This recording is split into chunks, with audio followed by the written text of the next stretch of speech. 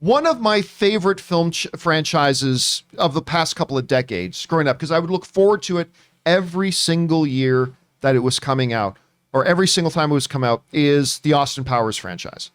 I love the Austin Powers franchise. It has been so mimicked since it came out. Like, a lot of movies have tried to mimic the type of humor that Mike Myers brought to that character, and a lot of different things about Dr. Evil and all that kind of stuff. And it is just seriously one of the most fun, enjoyable. If I just want to know, I got a couple hours to kill, I just want to know I'm going to have a good time, and I'm going to smile, I'm going to laugh, I'll pop in an Austin Powers film. I love these movies. But we have been wondering for a long time, are we ever going to get a chance to see Mike Myers as either Austin Powers or Dr. Evil again? Well, there have been some whispers over the last 2 years that maybe Myers is considering maybe doing another Austin Powers, which I'm not going to lie to you, I'm all for. Completely all for.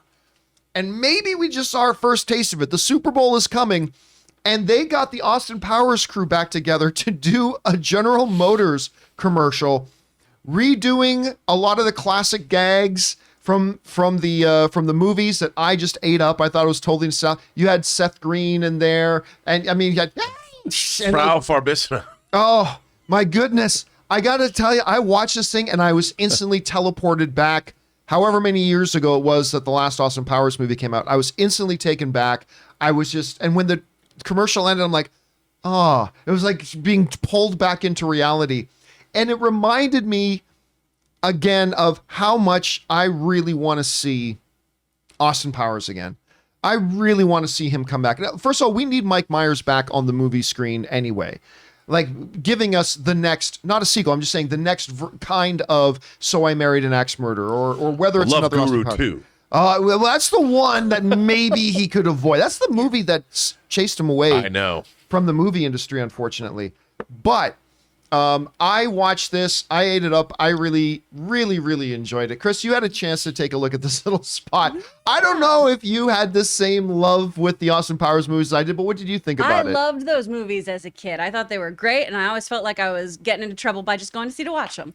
I loved them a lot. I also love that this is coming out on Robert Wagner's birthday. That's I really did not great. realize He's that. 92 today. That's kind of nice. But seeing Rob Lowe in the number 2 role is always really fun too. Getting Seth Green back in the mix. I think this is hysterical, and I'm with you. I want another one of these movies. I want more of them. They were so fun. Rob, you had a chance to take a look at this morning. I don't think you were as taken with it as I was, but what did you think about it? No, it was really good. It was really well done, and I love the scene. Push the button. No. I thought it was good. Look, we need the Skyfall of Austin Powers movies. I'm looking forward to that. What would that be? What would the Skyfall of the Austin Powers movies look like? Gosh, the big question would be, can you get Michael Caine back as his father? That's the big question. You probably could. I mean, maybe not Skyfall, the Casino Royale, the reboot, whatever it is. Bring Austin Powers back into the modern age somehow. I'll tell you what, I mean, I've mentioned this before in the show, but my all-time hardest laugh ever in a movie theater, at any one moment, everybody knows what I'm going to say. It was Spaceballs, when Rick Moranis, as Dark Helmet says, "Now, Lone Star, you will see that evil will always triumph because good is dumb."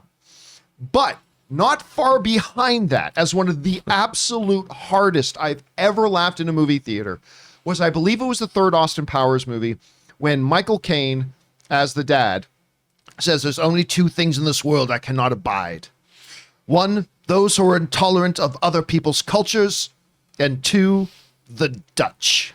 And I just remembered, I don't do it any justice the way Michael Caine does it, but one of my absolute favorites, hardest laugh, thought I was going to pass out kind of moments ever. So yeah, anyway, guys, question is for you.